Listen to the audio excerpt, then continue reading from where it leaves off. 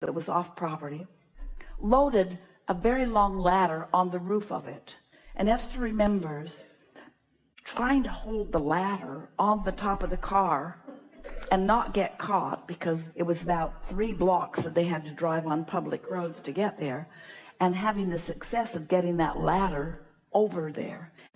The first day that they found this grove of trees, they have 40 acres, this grove of trees, there were 6 trees in a circle, and Jerry stood there and said, you know, this would be a great place for a tree house. And she stood in the center of that, and she could not even imagine it.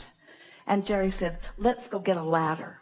So they took their Suburban, went over to the house that they lived that was off property, loaded a very long ladder on the roof of it.